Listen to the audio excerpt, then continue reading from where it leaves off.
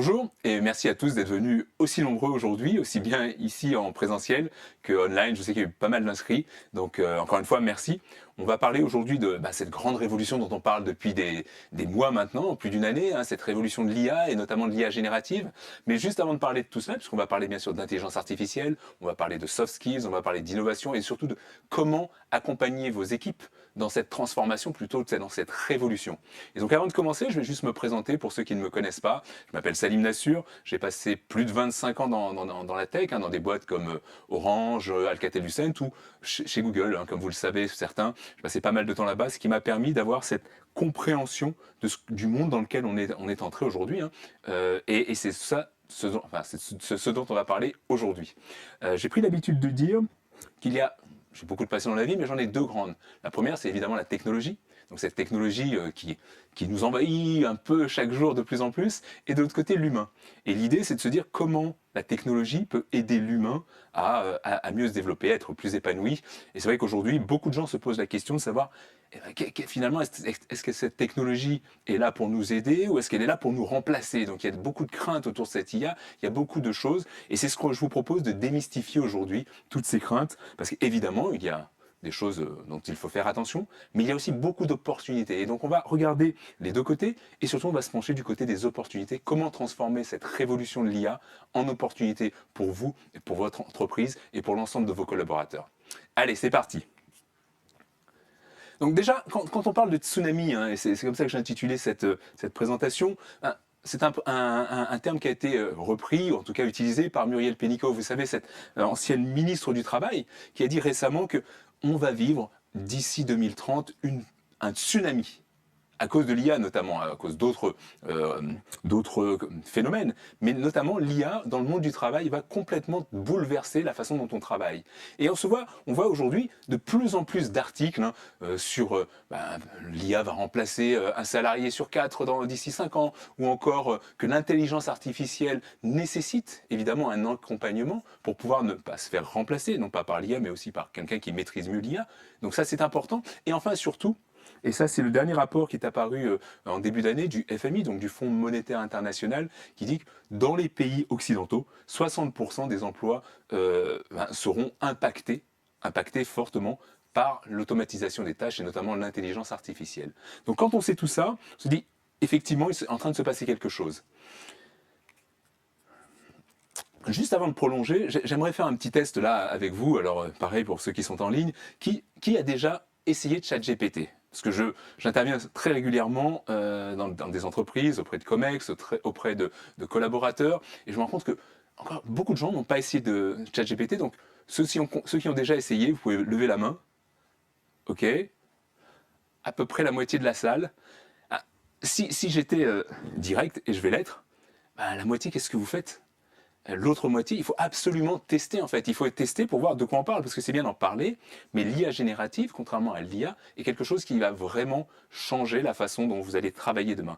Donc pour tous ceux qui n'ont pas essayé, évidemment, je vous invite très rapidement, dès aujourd'hui, à tester et à commencer à utiliser l'IA générative, ChatGPT, Bard, enfin, ça s'appelle Gemini maintenant, Microsoft Copilot, toutes ces choses dont vous entendez parler, essayez-les, parce que c'est que comme ça que vous allez pouvoir voir si c'est quelque chose qui va vous être utile, et je peux vous garantir que ça va être utile. Autre question, sur 2023, qui a gagné plus de 20% de productivité en utilisant l'IA générative notamment? Donc là, il y a déjà un peu moins de monde, peut-être à peu près, à vue de nez, 10-20% des personnes dans la salle. Donc en ligne, vous pouvez lever la main, mais l'idée c'est de se dire, si je ne l'ai pas fait, c'est qu'il me manque quelque chose. Ça veut dire que si vous n'avez pas gagné cette productivité l'année dernière, c'est-à-dire que quelqu'un l'a fait, et donc vous mettez à mal quelque part votre employabilité. Donc l'idée, encore une fois, c'est de se dire, comment j'arrive à utiliser ces nouveaux outils pour pouvoir mieux travailler, et travailler de façon plus efficace. Et je sais qu'il y a beaucoup de craintes aujourd'hui par rapport à ça. D'ailleurs, la question que je pose souvent, c'est quels sont vos freins? Pourquoi, par exemple, les 50% qui n'ont pas encore essayé de ChatGPT, pourquoi ne l'avez-vous pas essayé? Parce que vous n'avez pas eu le temps? Ok. Parce que ça vous semble compliqué? D'accord, ça se tient.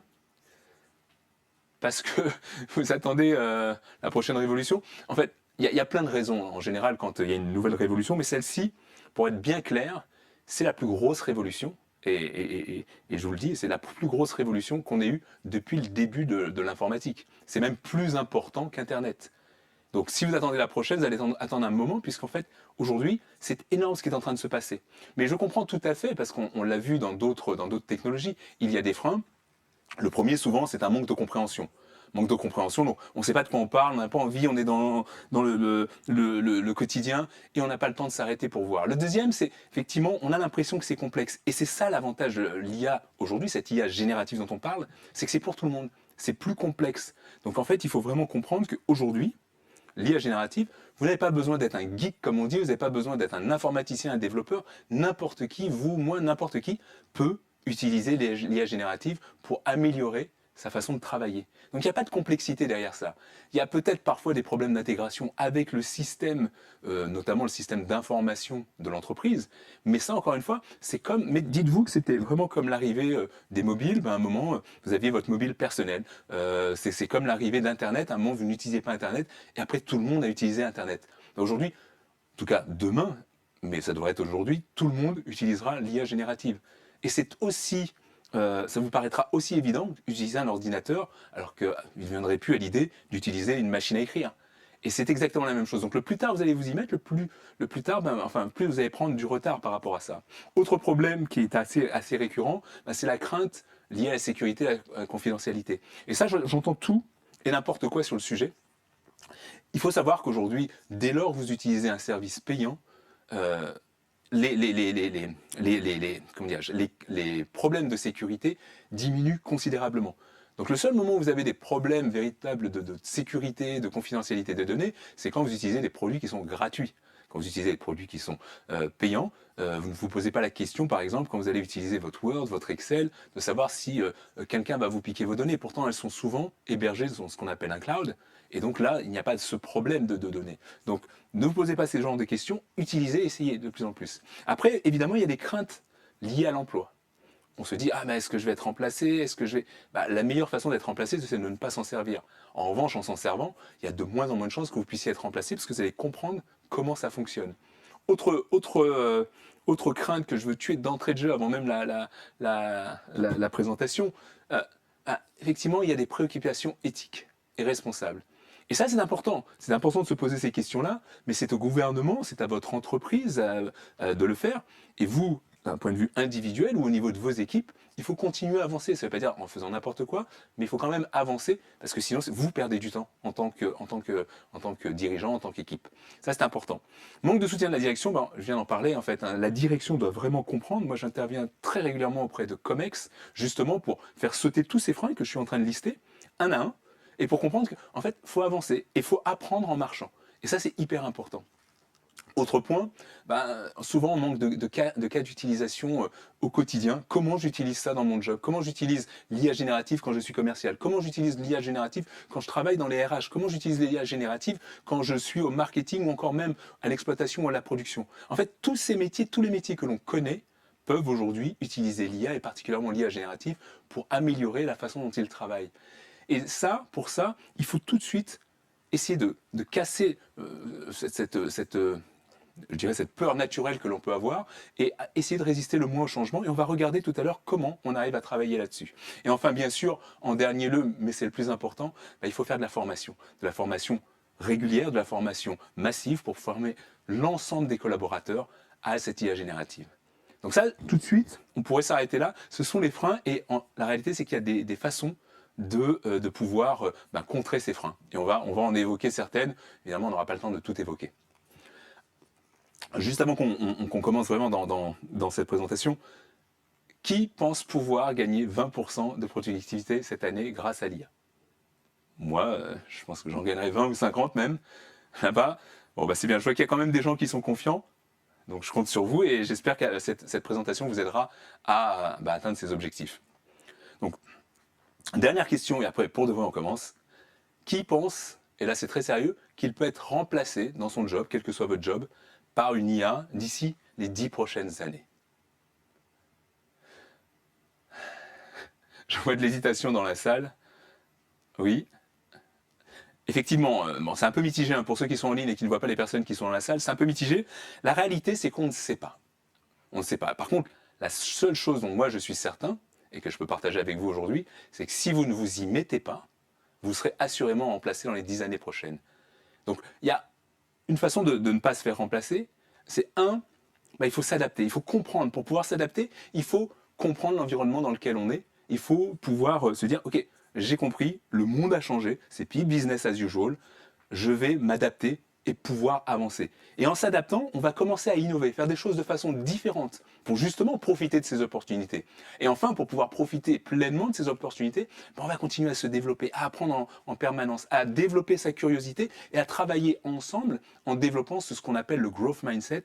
Et je vous raconterai tout à l'heure ce que ça veut dire, ce fameux growth mindset, mais qui est hyper important à l'ère de l'intelligence artificielle. Donc regardons maintenant comment on peut s'adapter à cette nouvelle période, encore une fois, qui est une période qu'on n'a jamais vécue jusqu'à présent. Je sais bien que souvent on vous dit, c'est qu'une évolution technologique, une de plus, il y a eu la machine à tisser, il y a eu l'électricité, bref, ça ne fait que évoluer et c'est normal, et puis depuis tout le temps, et c'est comme ça. La seule réalité, c'est qu'aujourd'hui, les choses vont beaucoup plus vite. Et on l'a vu depuis le Covid, en 2020, on a mis tous les gens qui sont dans la tech, on a essayé de convaincre beaucoup d'entreprises à passer au télétravail, ça a pris des années, tout le monde n'y était pas, et du jour au lendemain, tout le monde est passé au télétravail comme par hasard. Donc en fait, vous voyez que quand il y a des contraintes qui sont fortes ou des ruptures qui sont fortes, l'être humain peut aller au-delà de sa zone de confort et justement changer ses comportements. Et en fait, là aujourd'hui, ce que je vous invite à faire et à réfléchir, c'est changer vos comportements par rapport à l'IA, et notamment l'IA générative, parce que il est important de comprendre que le monde d'hier a complètement changé. Pourquoi ? Parce qu'en fait, aujourd'hui, avec ChatGPT, qui est apparu fin 2023, fin 2022, fin 2022, mais qui a arrosé tout le monde en 2023, tout le monde n'a parlé que de ça. Et là, on se rend compte que finalement, petit à petit, les gens ont compris qu'il y avait une véritable révolution. Et je pèse bien mes mots, c'est une révolution, on n'avait jamais connu ça auparavant. Il y a eu un développement naturel de l'intelligence artificielle tout au long de ces dernières années. Ça va de Alan Turing au départ, à la fin de la Seconde Guerre mondiale, jusqu'à un moment crucial dans le développement de l'intelligence artificielle et notamment de ce qu'on appelle le machine learning avec AlphaGo. Et notamment le deep learning aussi qui va beaucoup plus loin sur les capacités de cette machine à réagir, à créer, à inventer de nouveaux scénarios. Donc, pardon, pour ceux qui ne connaissent pas AlphaGo, c'est la machine qui a battu le champion coréen, qui était imbattable depuis 10 ans, sur le jeu de Go, qui est un jeu qui est réputé beaucoup plus difficile que les échecs. Pour ceux qui ne connaissent pas le Go, il y a plus de coups possibles que le nombre d'atomes dans l'univers. Donc vous imaginez un peu les calculs qu'il faut faire pour pouvoir battre un être humain à ce jeu-là. Et pourtant, AlphaGo a réussi à le faire. Et ce qui est intéressant, c'est de voir Lee Sedol, ce coréen, comment il a réagi. Avant de se battre face à la machine, il s'est dit, ok, je vais en faire qu'une bouchée. C'est un jeu qui se joue en 5 matchs. Quand il est arrivé au troisième match, 3-0, il s'est dit, il a fait une conférence de presse en disant, c'est un peu plus dur que ce que je ne pensais.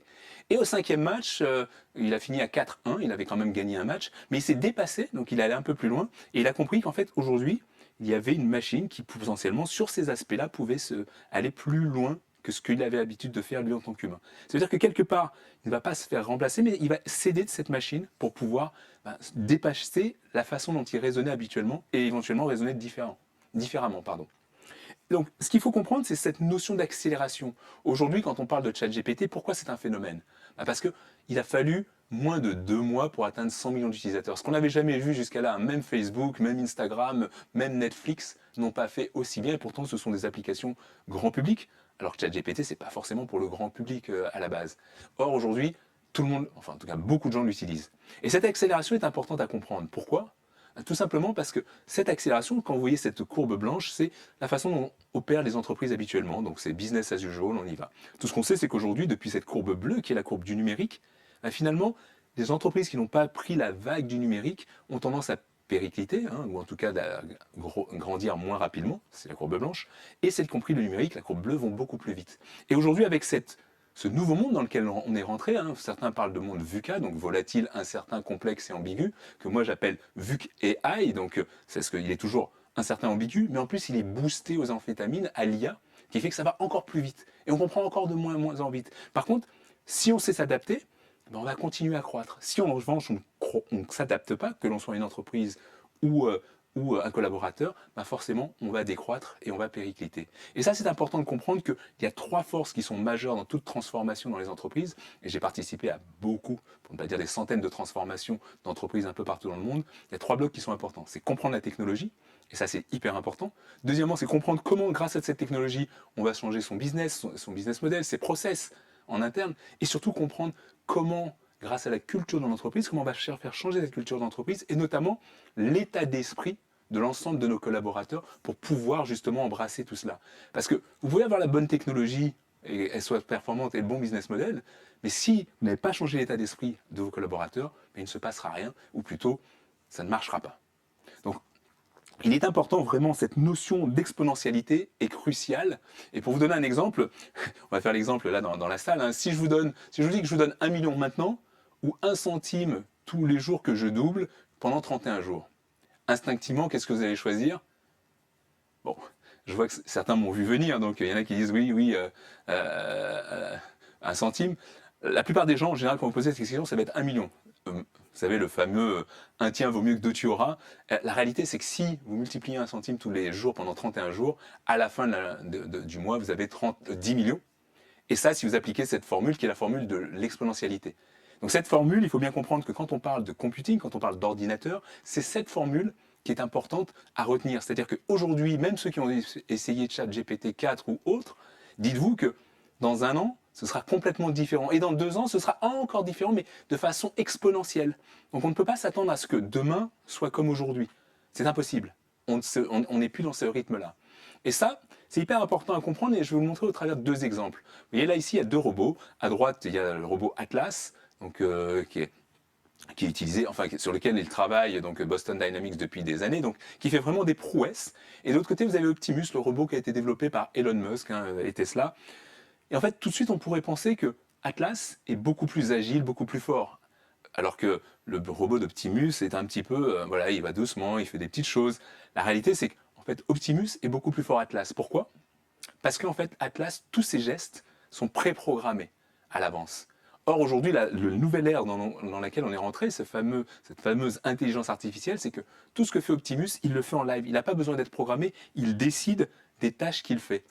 Et ce qui est impressionnant, c'est qu'en 2 ans, il a non seulement rattrapé, mais dépassé Atlas, et surtout qu'en quelques mois, ils viennent de se faire dépasser tous les deux, ou en tout cas, ils sont fortement challengés par un nouveau robot qui arrive, qui s'appelle Figure One, de l'entreprise, donc, je me souviens plus du nom de l'entreprise, pardon, mais en tout cas qui a été backupé par Jeff Bezos, par Nvidia, par Microsoft, qui ont investi plus de 700 millions dedans.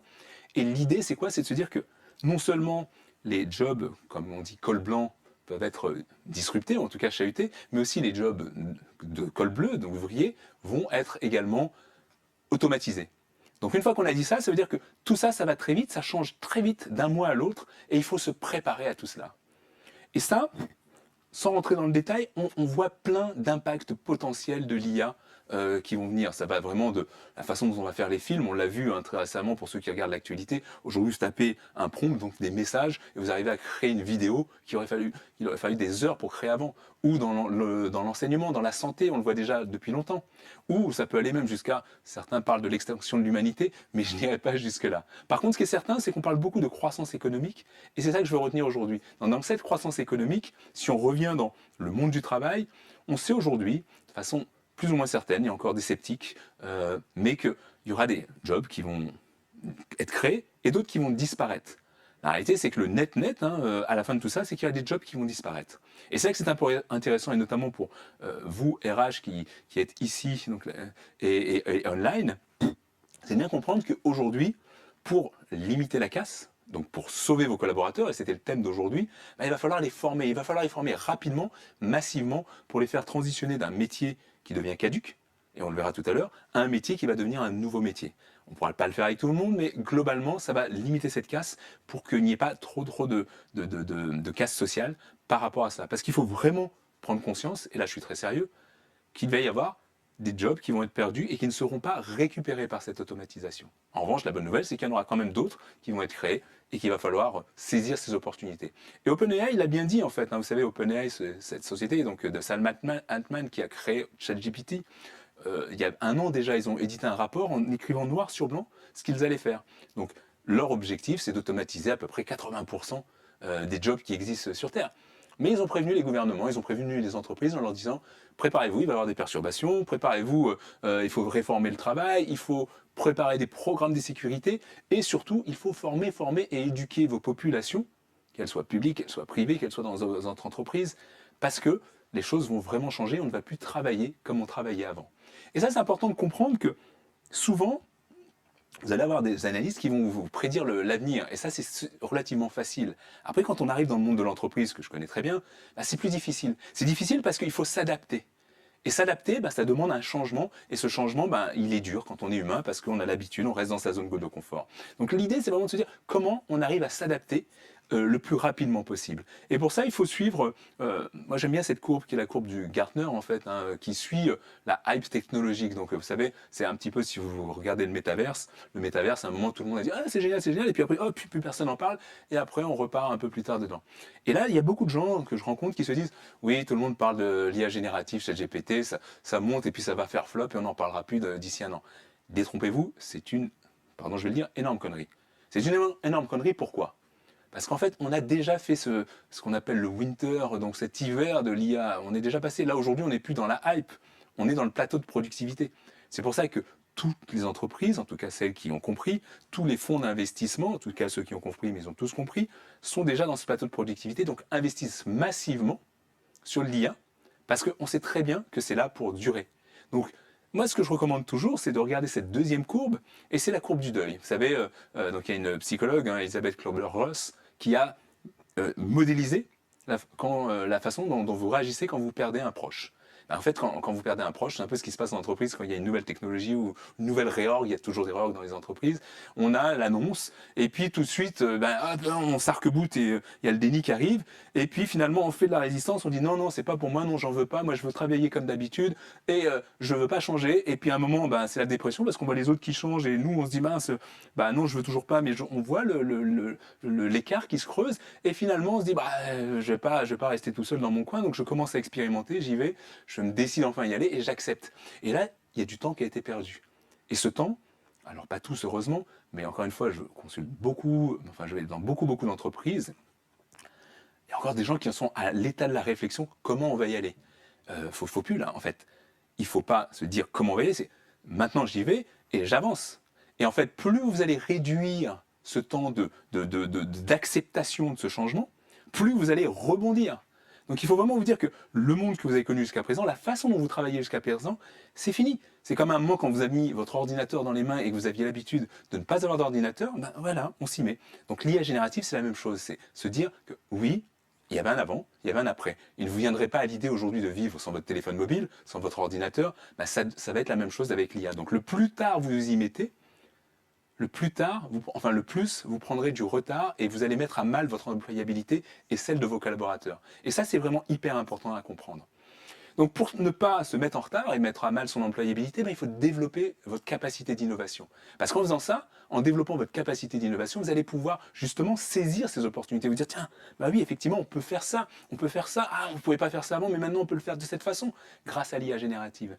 Et donc, pour ça, je vous invite j'ai mis les grandes lignes, mais je vous invite vraiment à lire ce rapport, qui est un rapport du World Economic Forum, qui a été fait en partenariat avec Accenture, et qui montre vraiment dans le détail, c'est une analyse très très sérieuse en fait, et il y en a beaucoup qui ont été faites, mais qui vont montrer les emplois qui vont être fortement impactés, moyennement impactés, ou qui vont être augmentés grâce à l'IA générative. Et ça, c'est important. Et il y a même ce qu'ils appellent des tâches non linguistiques, vous savez, parce qu'en fait, quand on parle d'IA générative, on parle de LLM, donc ces grands modèles de langage qui sont là pour impacter plutôt les cols blancs, vous savez, les jobs dans les bureaux, mais même les travaux, enfin les emplois dans d'autres secteurs, ceux où vous n'avez pas besoin d'ordinateur, notamment vous avez des tâches manuelles, qui sont ces tâches non linguistiques, vont être impactées notamment par la robotique. Donc ça, c'est vraiment important de comprendre que même dans des secteurs, là j'intervenais auprès d'une association qui s'occupe d'agriculteurs, donc je vous ai mis ce slide en fait que je leur présentais, parce qu'en fait même eux ont compris que dans leur secteur, alors même eux, il n'y a pas de péjoratif, mais c'est vrai qu'on ne pourrait pas imaginer qu'un champ, il y ait tellement d'informatique embarquée dans un champ. Or, ils ont bien compris que l'IA va les aider à plusieurs niveaux. Un, bien sûr, imaginez au lieu d'arroser de pesticides tout un champ, vous allez pouvoir détecter grâce à un drone l'endroit où il y a juste un endroit. Et vous allez envoyer un petit robot qui va asperger juste là. Donc en termes de consommation, en termes de préservation de la planète, vous comprenez bien que c'est beaucoup plus efficace. Et quand on parle d'IA générative dans l'agriculture, toute la gestion administrative qui prenait du temps et qui les empêchait de travailler véritablement sur leur récolte, sur leurs élevages, va être vraiment automatisée. Ça va leur permettre de se continuer à se développer parce que la réalité, c'est qu'il y a de plus en plus de monde à nourrir et qu'il y a de moins en moins de gens qui vont dans l'agriculture. Donc, c'est pour ça qu'il est important de comprendre que dans n'importe quel secteur, il va y avoir des bouleversements dans la façon dont on travaille. Et puisqu'on parle de bouleversements, donc dans ce rapport dont je vous parlais du World Economic Forum, on ne rentre pas dans le détail, mais il y a plein d'indications qui sont hyper importantes, notamment donc les jobs qui vont être très fortement impactés. J'ai nommé ici le service client, l'analyste, le vendeur, le développeur, les comptables vont être très très impactés par l'IA générative, et bien sûr le marketing et la communication, parce que quand on parle de générer des contenus, que ce soit des contenus texte, que ce soit des contenus audio et vidéo, forcément, le marketing et la communication sont très très impactés. Et les RH, je ne vous en parle même pas, parce qu'il y a beaucoup de sujets qui sont impactés par rapport à ça, mais de façon positive là. Et ça, je le disais déjà il y a presque un an, hein, pour ceux qui ne savent pas, j'interviens régulièrement donc, sur BFM Business, dans l'émission Tech Co. Et on parlait justement, donc il y a un petit moment, d'une entreprise qui n'est pas très loin d'ici, à Courbevoie, qui avait licencié du jour au lendemain les 3/4 de ses salariés parce qu'elle les a remplacés par l'IA. Donc en fait, l'idée, c'est de se dire comment on arrive à faire en sorte que, justement, comme dans cette entreprise, hein, ou comme chez Téléperformance, qui a récemment, hein, ça date de même pas une semaine, qui a vu son cours de bourse s'effondrer de 25%, parce que l'entreprise concurrente a montré que l'IA pouvait répondre à des clients de façon plus efficace que l'homme, avec beaucoup plus d'empathie, etc. Et c'est là où, en fait, il faut comprendre que en tant qu'homme, en tant qu'humain, il va falloir développer davantage ses compétences humaines, justement pour venir compléter la machine, pour pas que cette machine vienne prendre la place de ces agents-là. Donc ça, c'est hyper important de comprendre, parce que si on ne comprend pas qu'aujourd'hui, notamment quand on parle d'IA générative, cette image qui était faite auparavant, il aurait fallu au moins une journée, voire plus, à un graphiste pour la faire, elle peut être faite en 5 minutes en tapant juste le bon prompt. Dessine-moi un château avec du ciel bleu et des fleurs un peu partout, un château enchanté. Voilà, une enfant de 7 ans peut faire cette photo qu'un graphiste aurait mis une journée à faire. Et c'est de ça dont on parle. Comment on arrive à retravailler son cerveau pour se dire que oui, il y a des choses avant qui prenaient du temps et qui prennent moins de temps. Et ce temps-là qu'on va gagner, comment on va le réinvestir pour avancer davantage sur d'autres tâches qui sont des tâches un peu moins rébarbatives que ce que l'on faisait auparavant.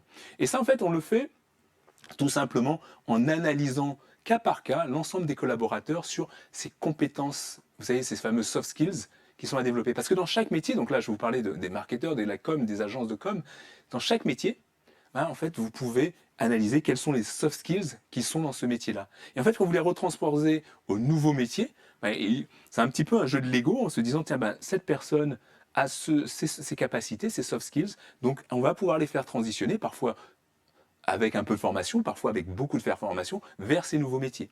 Typiquement, c'est important de comprendre que si vous étiez, je ne sais pas, courtier en assurance par exemple, vous pouvez devenir data analyst parce que vous avez l'habitude peut-être de travailler sur les chiffres ou même peut-être même faire de la modélisation de chiffres. Et ça, en fait, c'est d'aller vers des jobs aujourd'hui qui sont en pénurie, en tout cas quand on cherche des talents, et de se former sur ces sujets-là. Donc ça, c'est hyper important à comprendre. Et ce qui est important à comprendre aussi, c'est comment on gagne du temps. Là, je vous prends un exemple, parce qu'on me demande toujours, tiens, mais ok, qu'est-ce qu'on peut faire finalement avec cette IA générative? Je pourrais vous montrer des tonnes d'exemples, c'est pas le sujet ici, on va en débattre après. Mais là, imaginez, vous prenez le rapport de L'Oréal, 400 pages, et vous dites, tiens, il faut que je le lise. Vous le mettez dans la machine, enfin, dans une IA, ça peut être un chat GPT, un Gemini ou whatever, enfin, ou même un Microsoft Copilot, et en l'espace de quelques secondes, il va vous faire la synthèse. Donc je lui ai demandé, rédige-moi une synthèse de ce document, puis liste-les, les éléments essentiels. Et là, paf, paf, paf, il me met tout le détail. Donc après, ça n'empêche pas, et c'est là on en parlera tout à l'heure, de garder votre pensée critique. Donc l'IA ne fait pas tout et peut avoir des erreurs. Ça ne nous empêche pas de vérifier à certains points. Mais par contre, ça va vous faire gagner énormément de temps, que ce soit sur de l'analyse de documents, que ce soit sur de la création de contenu à proprement parler. Et c'est vraiment ça qu'il faut comprendre, c'est que c'est quelque chose qui va vous faire gagner du temps. Et si vous ne le faites pas, vous risquez de mettre à mal, encore une fois, votre employabilité et surtout la compétitivité de votre entreprise. C'est ce qui est arrivé, par exemple, à Avis, qui aurait très bien pu inventer Uber, c'est ce qui est arrivé à Marriott, qui aurait pu inventer Airbnb, et c'est ce qui est arrivé, et je ne pensais pas pouvoir le mettre sur ce slide un jour, c'est ce qui est arrivé à Google, qui s'est fait aujourd'hui disrupter quelque part par ChatGPT. Et dans le ChatGPT, le T, c'est un modèle qui s'appelle Transformer, qui a été inventé par Google. Mais Google a pris le temps avant de l'utiliser, ou en tout cas l'a fait peut-être de façon un peu plus raisonnée, mais en tout cas s'est fait passer devant par OpenAI et son ChatGPT. Donc n'importe qui n'innove pas en permanence peut se faire dépasser par son concurrent parce qu'il maîtrise mieux l'IA. Et comment on fait en sorte pour mieux maîtriser l'IA? On teste et on apprend. C'est le fameux test and learn dont on parle dans la Silicon Valley souvent, mais ça peut être appliqué dans n'importe quelle entreprise. C'est pour ça que je vous prenais le cas de La Poste, parce que souvent on me dit, oui, non, mais attends, toi tu parles de Google, tu parles des GAFAM, tu parles de tout ça. Non, même des entreprises centenaires comme La Poste et d'autres, en utilisant cette façon justement de faire, au lieu de travailler des mois, des années sur un produit et ensuite le commercialiser, on peut tout à fait se dire que voilà, on va le tester sur une petite population, ça fonctionne, c'est très bien, on le déploie de façon massive, ça ne fonctionne pas, on passe à autre chose. Mais passer à autre chose, c'est hyper important de comprendre ce concept qu'on appelle fail fast. Donc l'idée, c'est de se dire, il faut apprendre à échouer rapidement. Et plus vous allez tester des choses, plus vous allez avoir de succès. Ça paraît bête ce que je veux dire, donc je vais le redire. Plus on teste, plus on a des succès. Mais plus on teste, plus on a des succès, seulement et seulement si on apprend à échouer rapidement. Si vous testez et vous entêtez tout le temps sur la même idée, vous allez perdre du temps et donc vous n'allez pas pouvoir tester de nouvelles idées. Si en revanche vous savez, entre guillemets, tuer un projet et avancer, et vous dire c'est pas le bon projet, vous allez au contraire tester un maximum d'idées et l'essayer. Et finalement, on se rend compte notamment grâce à l'IA générative qu'on devient tous développeurs, parce qu'en fait il n'y a plus besoin de développer. Vous pouvez inventer n'importe quel service, n'importe quel assistant, juste en tapant en français dans le texte, en anglais, en chinois, pour ceux qui le parlent, je ne sais pas, mais en tout cas, vous parlez en langue naturelle et ça vous crée des choses qu'il aurait fallu coder avant. Donc finalement, l'innovation aujourd'hui, elle est pour tous et elle est partout. C'est-à-dire qu'elle peut être bien évidemment disruptive, mais elle peut être incrémentale. On peut faire de l'innovation dans les RH en se disant, tiens, tel process, moi je veux l'augmenter. Quelqu'un où on reçoit plein de demandes, on n'est plus forcément obligé de passer par la DSI. On peut mettre en place des choses très simplement en tapant en français dans le texte et en mettant en place des outils pour nos collaborateurs.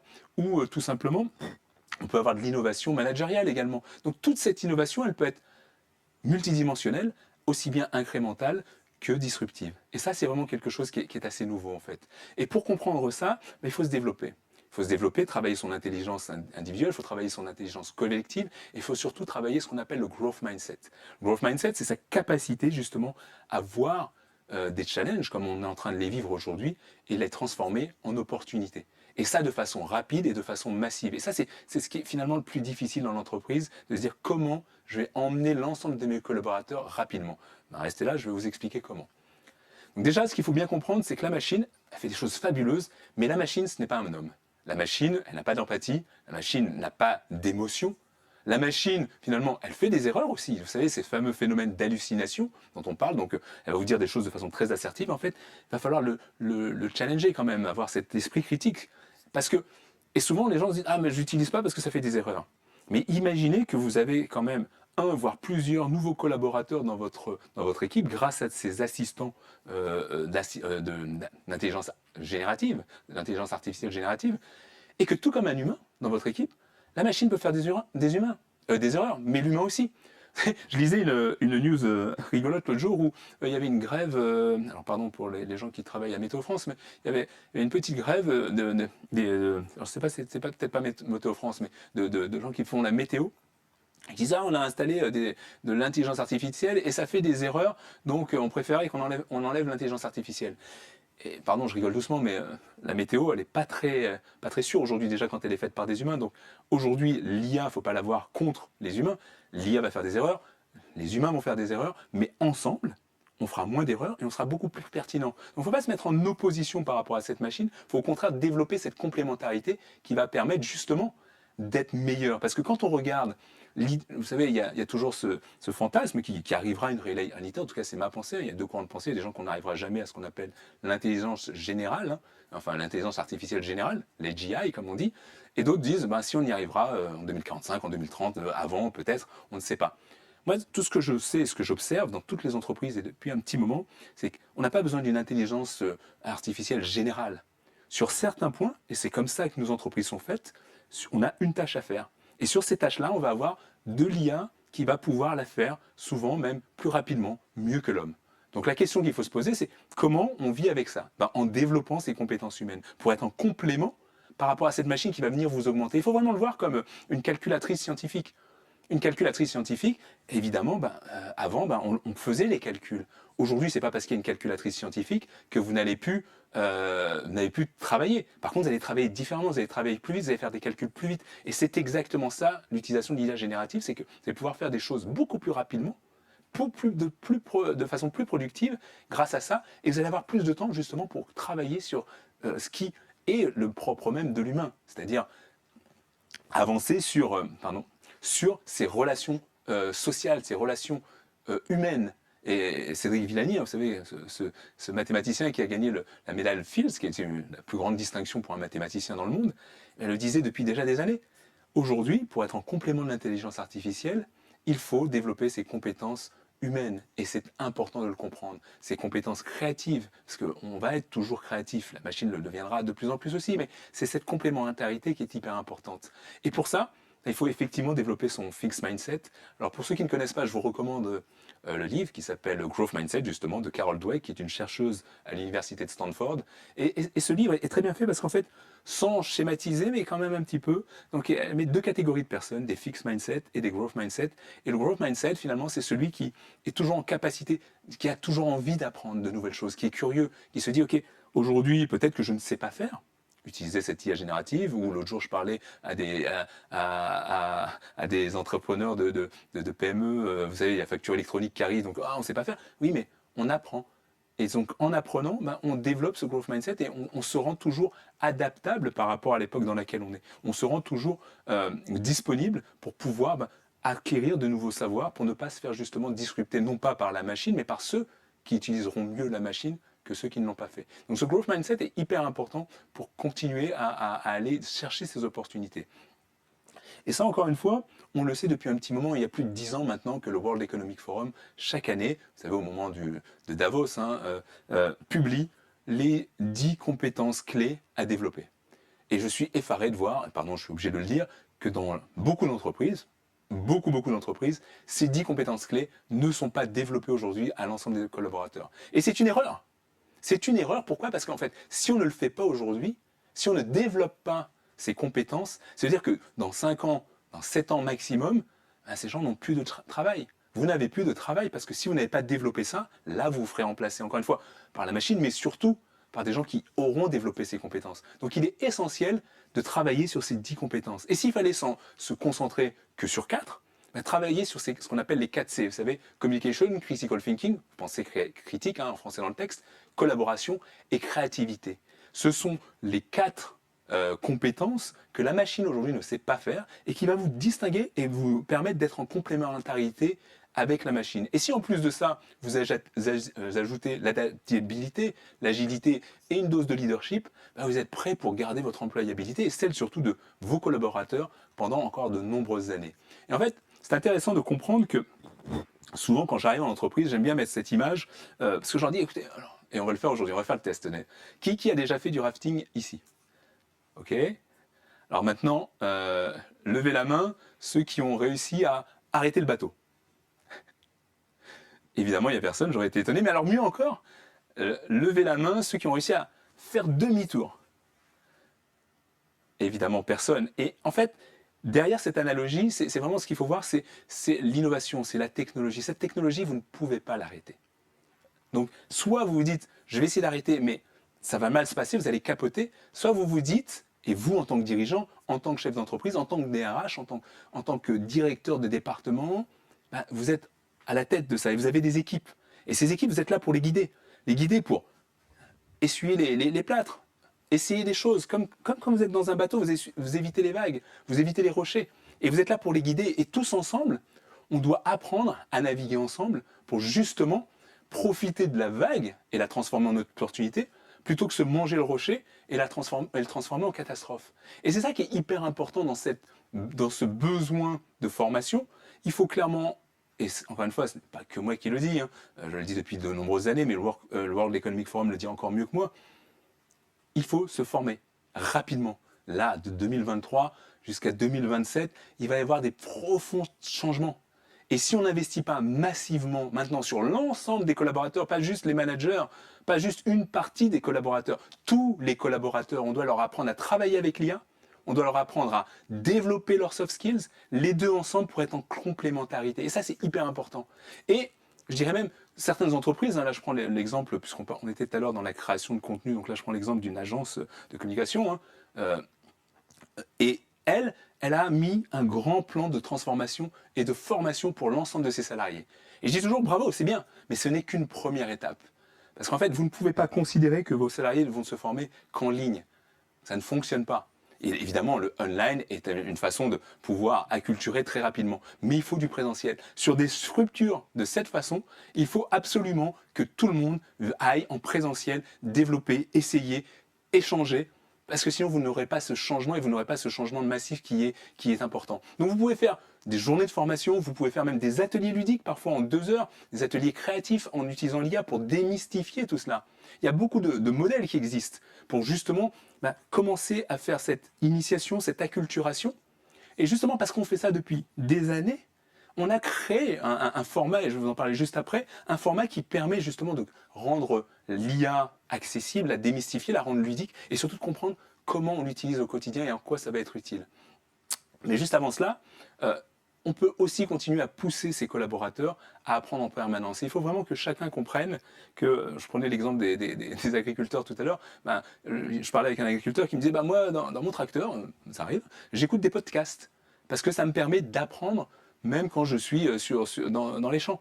Et en fait, il faut vraiment comprendre qu'il ne faut plus attendre d'avoir une formation. La formation, elle est permanente, elle est multimodale. Soit j'écoute un podcast, soit demain, je peux lire un livre ou écouter un livre. Moi, j'aime bien Blinkist, par exemple, qui font des résumés de livres audio.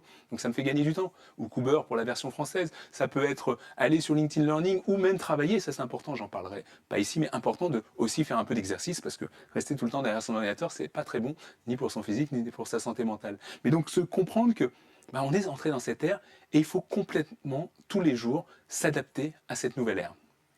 Donc, en résumé, hein, finalement, il y a des grands points qu'on a abordés aujourd'hui, c'est que la transformation ne va pas arriver tout seul, et c'est une révolution. Donc, il faut vraiment l'accompagner, il faut être vraiment volontaire. Ensuite, pour rester pertinent, il faut commencer par vous. Il faut que vous soyez le modèle par rapport à vos équipes, par rapport à votre entreprise. Il ne faut surtout pas vous concentrer sur la technologie, mais bien au contraire, vous dire, voilà, quel est l'impact que ça va avoir sur mes collaborateurs quand je vais utiliser l'IA et l'IA générative, et surtout, quel est l'impact si je ne le fais pas. Et j'ai une responsabilité, moi en tant que dirigeant, de faire ça. Si je ne pousse pas mes collaborateurs à mieux utiliser tous les jours l'IA générative, ça veut dire qu'à un moment, j'irai les voir et je leur dirai, vous n'êtes plus adaptable, vous êtes obsolète. Et on va se débarrasser de ces collaborateurs alors qu'ils auraient voulu apprendre, mais il faut les pousser un petit peu pour sortir de cette zone de confort. Évidemment, pour ça, vous allez vous appuyer sur des experts, sur des formateurs externes, sur des consultants externes, sur des conférenciers externes, sur des ESN, c'est des entreprises de services numériques qui vont vous aider à transformer votre entreprise, et pas dans 10 ans, mais cette année, parce que c'est important. Et donc, il faut vraiment investir sur vous, et notamment sur la formation, et ce en permanence. Et puisqu'on parle de formation, une dernière chose, j'aime bien ce One More Thing qu'utilisait Steve Jobs jadis, mais ce One More Thing, c'est pour vous dire qu'on a créé une formation spécifique et qu'on lance aujourd'hui, donc avec le concours de l'agence EPOCA, qui va vous permettre de façon massive, de façon rapide et de façon efficace de transformer et d'accompagner vos collaborateurs en une seule journée. Et ils vont développer leur capacité en intelligence artificielle, ils vont développer leurs soft skills, ils vont développer leur capacité d'innovation, leur curiosité. Et on a appelé ça AI Skills Revolution, parce qu'en fait, on va développer des compétences d'utilisation d'IA, mais pas que, on va aussi développer ces compétences humaines, celles dont je vous ai parlé tout à l'heure, pour au contraire booster les capacités de l'ensemble de vos collaborateurs. Allez, j'en dis 2 mots rapidement. Comment ça se passe? Concrètement, c'est une journée où on a une promesse, plutôt on en a 3. Et ce qui va se passer, et c'est garanti, les personnes que vous allez nous envoyer, elles vont comprendre 3 choses en une journée. La première, c'est qu'elles vont prendre conscience que le monde dans lequel on est a véritablement changé. Ce n'est plus comme avant et il faut s'adapter. Et il faut s'adapter rapidement. Donc on va faire cette prise de conscience. La deuxième chose, c'est qu'elles vont comprendre comment utiliser l'IA au quotidien dans leur métier. Ils auront chacun un ordinateur et on va les faire travailler sur leur métier, sur des cas concrets. Alors en allant un petit peu en forme d'entonnoir, hein, sur des choses très faciles au départ, et puis après des choses beaucoup plus, pas difficiles, mais plus concrètes pour eux dans leur métier au quotidien. Et donc une fois qu'on leur a mis les mains dedans, finalement, ils auront la capacité de comprendre que c'est pour tout le monde et c'est relativement simple. On va démystifier ce mot qui est intelligence artificielle et qui fait peur. En fait, c'est très très simple. Et donc une fois qu'ils auront compris que le monde a changé et qu'ils auront deuxièmement compris que c'était simple, on va leur donner envie. Et je vous garantis qu'on va leur donner envie de revenir dans vos entreprises et se dire waouh, voilà le champ du possible, tout ce qu'on peut faire, voilà ce qu'on peut faire. Et ils vont arriver rebooster dans vos entreprises et ils vont développer leur employabilité, bien sûr, mais décupler leur performance, leur productivité. Et ça, croyez-moi, c'est possible en une journée. Alors vous allez me dire comment? En sensibilisant, en formant, en les accompagnant. Et c'est ce qu'on va faire tout au long de cette journée pour leur permettre de comprendre très rapidement comment ça fonctionne. Parce qu'il n'y a rien de sorcier, encore une fois. Nous, ce qu'on fait, on a prévu donc de faire en juin une grande session. Ce sera la première, il y aura tout au long de l'année, une grande session où on met des centaines de personnes dans une salle. Pourquoi? Parce qu'en fait, aujourd'hui, on se rend compte que,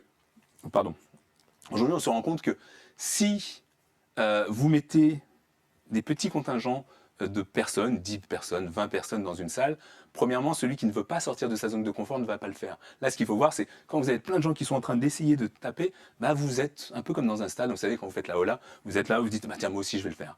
C'est exactement ce qui va se passer là. Des gens qui sont un peu réfractaires vont sortir de leur zone de confort. Et la deuxième chose, c'est qu'elle est importante. Moi, j'ai plein d'entreprises aujourd'hui qui viennent me voir en me disant, là, avant l'été, il faut que j'ai formé tous mes collaborateurs. Donc on s'est dit comment on arrive à créer des formats qui soient des formats massifs, qui puissent justement former rapidement mais efficacement l'ensemble des collaborateurs. Et ça passe par, bien évidemment, un contenu très très pédagogique, mais aussi de la gamification, de la mise en situation, hein. Vraiment comment j'utilise ça, avec des exercices qui peuvent être individuels, qui peuvent être en binôme dans cette salle qu'on va avoir en juin. Et l'idée, c'est vraiment de mettre tous vos collaborateurs, envoyez-nous un maximum de collaborateurs pour qu'on puisse les former, les transformer en une journée. Et oui, croyez-moi, c'est tout à fait possible. Donc je passe très rapidement sur le détail. Tous ceux qui sont intéressés, et j'espère que vous serez nombreux, évidemment, revenez vers nous et on vous donnera l'intégralité du détail de comment ça va se passer. Mais grosso modo, ce qu'il faut comprendre, c'est que la matinée va être consacrée aux soft skills. Comment moi, en tant qu'humain, j'apprends à apprendre en permanence. Comment moi, j'apprends à développer ce fameux growth mindset dont je vous ai parlé, cette capacité de changer mon état d'esprit.